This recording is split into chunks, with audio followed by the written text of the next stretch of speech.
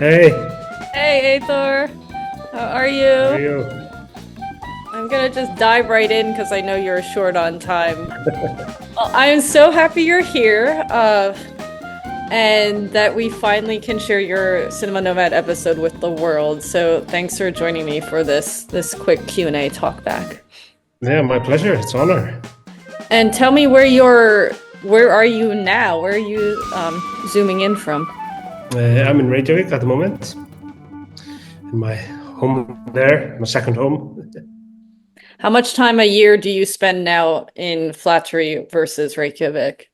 I probably spent like 4 months in Flateyri and 8 months in Reykjavik, approximately. And what do you do when you're in Reykjavik? So I have the bookstore has expanded, so I have some stores in Reykjavik as well. How are those So new I'm just stores taking going? care of that in the wintertime, and then in the summertime, I will take care of the store in Flateyri. How's it going with the new stores in Reykjavik? How long have they been open now? We opened 2023, I think. Yeah. Oh wow. So, yeah, it's doing well. Yeah. How many total?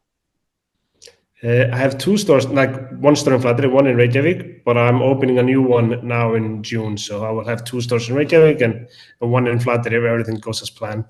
Wow, great. Congrats. Well, I think that's one of the first questions people are curious to know because I like to explain that a lot of these episodes are coming out years after we met, and yours is probably the most extreme cases because you were truly one of the first that we filmed. We filmed you in December 2018. So, Yeah. how much has changed in your life and maybe even in Iceland? Have things changed or are they still pretty status quo? Same, same, same. Well, my life has changed quite a lot. Now, pretty much the bookstore has taken over my life, and that is my main passion and work today to take care of the family bookstore. And yeah, I'm more moved into publishing books rather than making films. So I haven't made films for quite a few years now, but I've always published like a book pretty much every year for the last few years. And yeah, then I have a daughter now, so that is of course the biggest change and most joyful of all. So that's so a lot of change there. How do you like being a father? Oh, it's beautiful. Yeah, it's the best thing in the world. Yeah, absolutely. And you published some books for her, is that correct?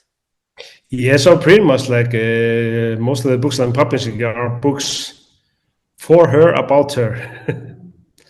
So it's like, and usually like I'm published like when she was like a 1 year old. I published the book like the first words. Now I'm working on a new book that will publish this summer about like being a small kid in an old bookstore. So yeah, that's nice. So yeah, it's always yeah, man. She is an inspiration to a lot of my works today. At least making the books. Yeah, That's great. And are the books selling well? yeah, they're very popular. And of course, they're quite unique. I mean, they are very specific about like me and my daughter in the old bookstore in Flatted. It's also like a, yeah, I think it's a nice book, but it's also great souvenirs for people that come to visit me. One book I remember that you and I talked about during our filming of your episode that I don't think made it into the episode itself, but I've never forgotten is the cow that swam across the fjord. Can you tell us about that story? Because I think since we filmed, you did end up making that book, but tell us that story quickly because I think it's just phenomenal. Yeah, so I made a book like as with the books and with film as well. Like I always tend to work with some true events, like real things. And that the book is a true story about a cow that managed to escape from the slaughterhouse in my hometown, like 1987. And when they tried to catch her, she ran away and jumped into the ocean and swam 3 kilometers or 2 miles across the water and saved herself. Wow. And you made it into a book. With beautiful drawings. And you Yeah, you wanted to make it into a film as well. Do you still want to try and do that? Yeah, it's always in the back of my head too. Yeah, it would be nice to make like a short uh, animation illustrated film about that. I think it would be a good story for the telly or for the screen. And going back to us visiting you and filming, you were also one of the filmmakers who was so generous to host me and Tiz in your home. And so it makes it extra special when we can actually stay with you, get to know your life. We met your mom, we met your neighbors, and you got to know your village. Do you have any particular memories from that time when we came and filmed with you? Any memories from the episode? Yeah, I mean, it was just yeah, it was a fun adventure. Yeah, to pick you up and drive you up all the way to my hometown, middle of nowhere, and have you to stay with me and yeah, meet my friends and family. Yeah, it was just in general, just a nice experience. And your brother came too. That's something also that doesn't we don't go deep into in the episode. We see a few shots of him here and there, but do you remember that your brother came and we took a trip with him as well around Iceland? Yeah, yeah, it was lovely because of course he lived in Australia at the time, so it was yeah. So we don't meet very often, or we didn't back then. But now we have, of course, he moved to Iceland, so we've got opportunity to know each other a lot better than we did That's growing up in Iceland and Australia. So that was very nice. that's great. Um, Oh, I wanted to ask because you also, one of the special things for me was you came to my hometown of Allentown, Pennsylvania. You got to come twice since we met you in Iceland. Both times were extremely special. The first time was special because it was the first, it was like a full circle moment for me of the project. We screened your episode at a local cinema. You had a Q&A. You got to meet my family and see my hometown. And then you came back again for the film festival, the 33 Filmmakers Festival, where many of the filmmakers gathered and got to meet each other. And both of those times were very special for me in this project. I also felt like each time I felt closer and closer to you as a friend and as a part of this family we're creating. And you do feel like family now. So that's just made it extra special.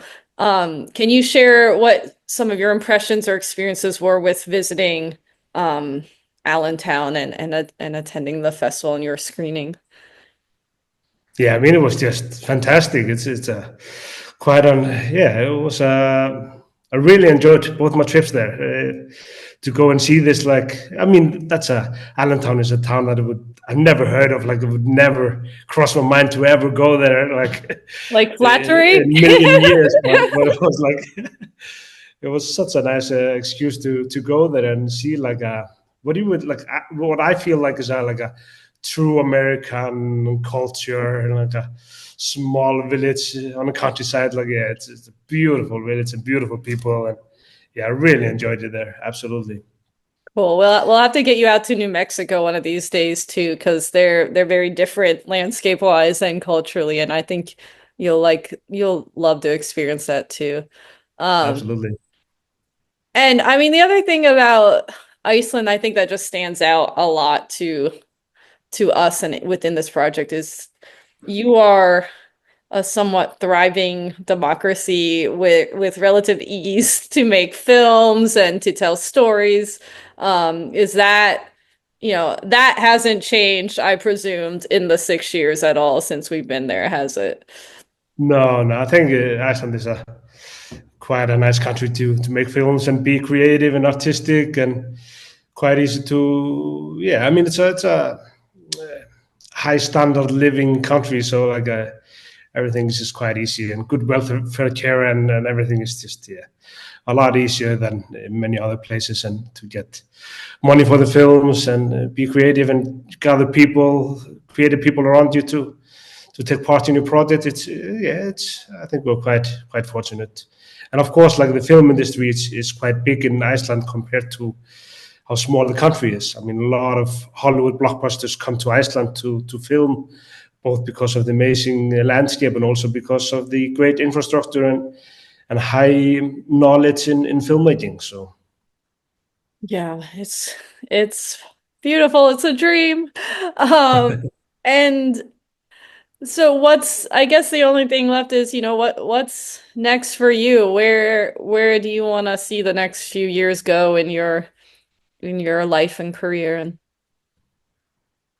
I don't know. I mean, I will definitely, as I've told you before, like I look at myself more like a storyteller than a filmmaker.